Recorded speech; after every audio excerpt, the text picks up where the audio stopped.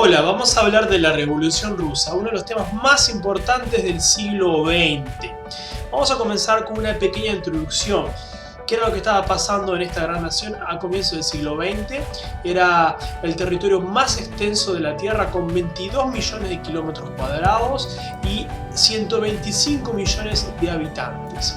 Sin embargo, la situación de la población rusa era extremadamente precaria. La mayoría de la población eran campesinos, estamos hablando más del 90%, que vivían en condiciones prácticamente infrahumanas.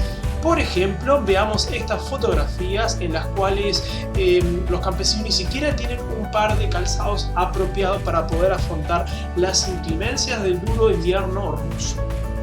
La situación era tan crítica que hay reportes de práctica del canibalismo en algunas regiones del territorio ruso a comienzos del siglo XX. A comienzos del siglo XX, Rusia estaba gobernada por una familia imperial, la familia de los Romanov. Aquí tenemos una foto familiar del zar Nicolás II junto a sus hijas, junto a su esposa Alexandra y junto al heredero, el pequeño Alexei, el cual sufría la enfermedad de hemofilia, una enfermedad congénita. La monarquía contaba con el apoyo del ejército, de la Iglesia Ortodoxa rusa y de la policía secreta que perseguía a los disidentes políticos. En el año 1905 se produce lo que se conoce con el nombre de Domingo Sangriento. Como vemos en la foto, un grupo de manifestantes se dirigieron hacia el Palacio de Invierno de la ciudad de San Petersburgo, siendo brutalmente masacrados por el ejército ruso.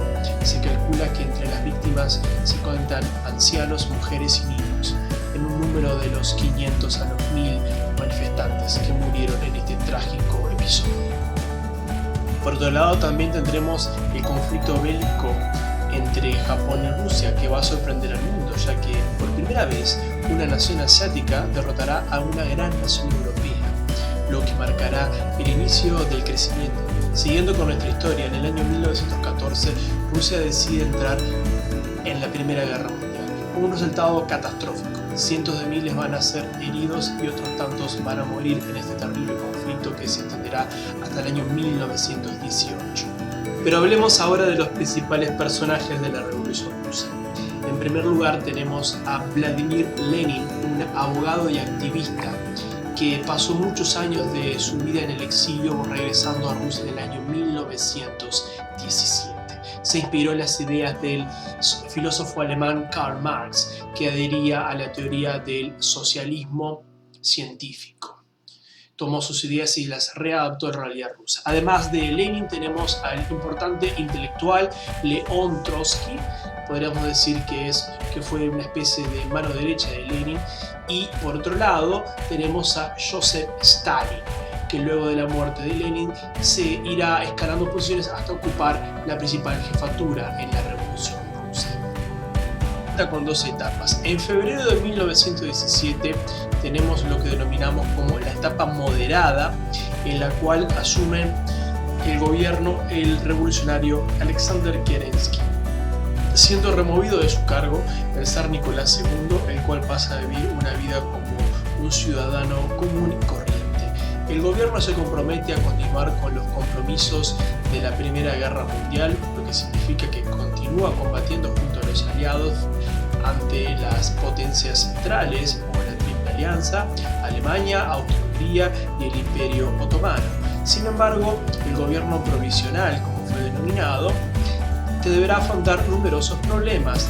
Dentro de lo que era el gobierno provisional había distintas corrientes, siendo las más radicales abogaban por cambios más profundos dentro de lo que era la política y la sociedad rusas, lo que derivará definitiva en la segunda. Como habíamos mencionado anteriormente, en 1917, en octubre, se produce el inicio de la etapa radical, encabezada por Vladimir Lenin y sus seguidores, los llamados bolcheviques, el partido maximalista que buscaba en su eslogan todo el poder para los soviets. Aquí los vemos protestando en las principales ciudades de Rusia, San Petersburgo y Moscú, por mayores derechos para la clase trabajadora y para la enorme masa de campesinos que aún se encontraba, muchos de ellos luchando en el frente de la guerra.